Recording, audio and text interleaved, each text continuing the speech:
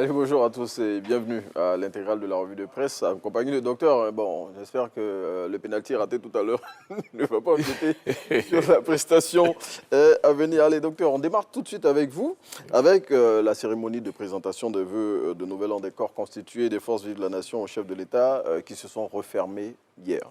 Oui, naturellement, c'est une tradition. C'est une tradition que de présenter les vœux au président de la République. Et hier, effectivement, les corps constitués qui étaient ont vraiment mis l'accent sur un élément très important. Oui. La Côte d'Ivoire est une et indivisible. La Côte d'Ivoire est une famille. Et ils ont même encore parlé de la cohésion.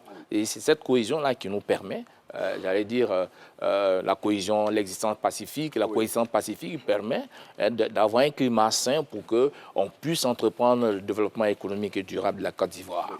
En parlant de développement, avec toutes les infrastructures qui ont été réalisées justement grâce au climat de paix qui règne, notamment par rapport au travail du chef de l'État. Ah oui, et même si on reprend un peu Monseigneur Ziri, il parle de, j'allais dire plutôt les chefs coutumiers qui ont dit qu'il fallait vraiment, ils vont créer, je crois, ils vont créer un répertoire des us et coutumes de la Côte d'Ivoire. Et ça, c'est important parce que c'est là l'identité ivoirienne, en fait, qui va se retrouver dans ce moule. Il faut dire que tout le monde est intéressé par la cohésion, la paix, parce que c'est la paix et cette cohésion sociale-là qui fait qu'on peut entreprendre, et comme le fait le président de la République, entreprendre le développement structurel, infrastructurel et économique de la Côte d'Ivoire. En tout cas, vaste programme et vaste chantier, surtout mis en avant, justement, vous l'avez dit, par ce répertoire des us et coutumes que les chefs coutumiers veulent créer pour aller dans le sens des alliances à plaisanterie qu'on a en Côte d'Ivoire. Ah oui, c'est important, ouais. C'est très important. Vous voyez un Yacouba et un Sénoufo, les choses se passent bien. Oui. Voilà. Et donc ça permet également de résoudre un certain nombre de problèmes. Et c'est important quand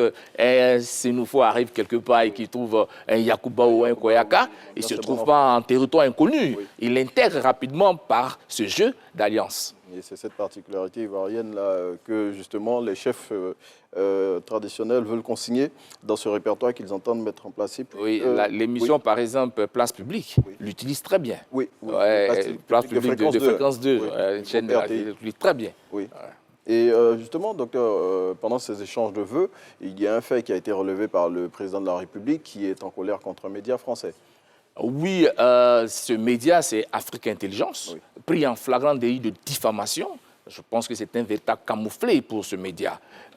C'est une fake news, d'abord le président, et s'il y a un assertissage idéologique de cette information, en ces temps qui courent, le président ne peut pas laisser passer de telles choses. Donc c'est pourquoi il a instruit le ministre de la Justice d'intenter un procès en diffamation contre cet organe de presse. Et selon cet organe, eh bien, le président de la République envisagerait d'utiliser les futurs revenus du gigantesque champ pétrolier Baleine comme garantie pour un emprunt de 9 milliards de dollars. Le président l'a dit, c'est faux et c'est archi faux. Oui. Donc, on ne peut plus faire de commentaires. Donc voilà, fin de ce chapitre qui est clos par le président de la République. Et puis, donc tout à l'heure, vous parliez de football avec Naomi. On est dans la Coupe d'Afrique des Nations 2023 qui a démarré samedi par une superbe cérémonie d'ouverture. Le chef de l'État y était présent et toute la Côte d'Ivoire vraiment était dans la joie. Ouais, c'était une très belle cérémonie. Moi, j'ai apprécié, c'est José. Oui. Voilà, à l'ouverture, elle était sublime, majestueuse, quelle voix, elle a bercé tout ce stade,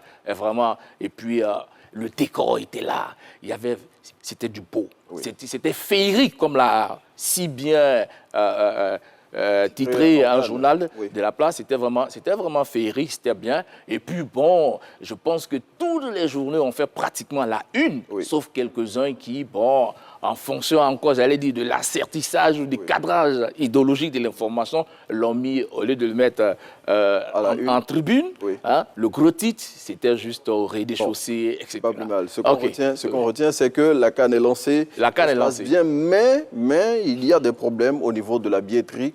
Et justement, à ce sujet, le Premier ministre promet des solutions. Dans les 48 heures qui suivent, le Premier ministre, il a dit, il est en déplacement hier à Yamoussoukro, il a même dit, c'est passé tout à l'heure dans le flash. Oui. Et c'était important. Il faut résoudre ce problème de billetterie. Oui. Alors, ce qu'il faut souligner, c'est qu'il y a des gens qui ont pu avoir assez de tickets. Oui.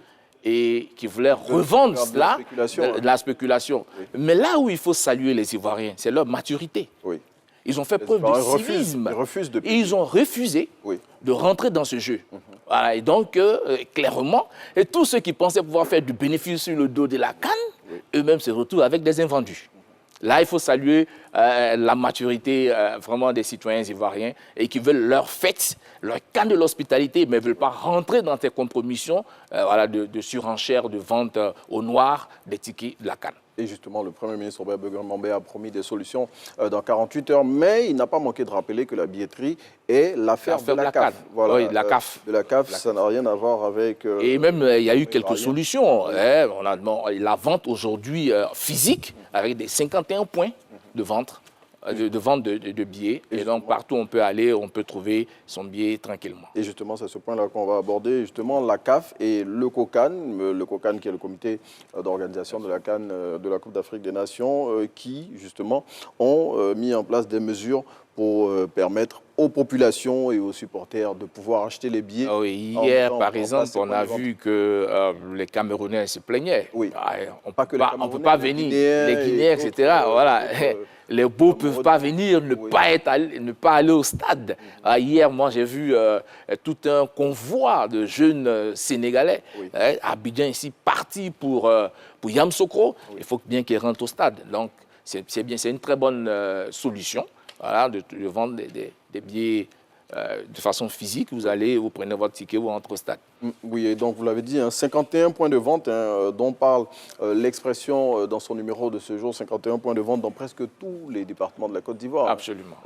Pour permettre aux populations d'avoir ce précieux sésame, ce billet d'entrée dans les différentes enceintes footballistiques pour prendre part au match de la CAN. Et puis, on va refermer ce numéro de l'intégrale avec le district autonome d'Abidjan qui a pondu un communiqué dans lequel il indique qu'il n'est mêlé ni de près ni de loin à certains déguerpissements en cours actuellement à Abidjan.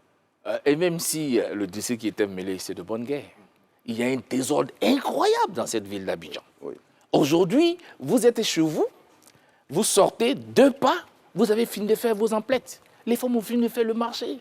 Le marché et l'installation anarchique se trouvent devant nos portes. Il faut bien assainir. Oui. Et les premiers actes du district d'Abidjan, c'était le jardin du plateau, qui est un patrimoine du district. Et là, c'est normal. Il y a un désordre incroyable. Oui. Figurez-vous qu'à Cocody, on vend la friperie à tous les carrefours. Oui. Ce n'est pas possible, quand même.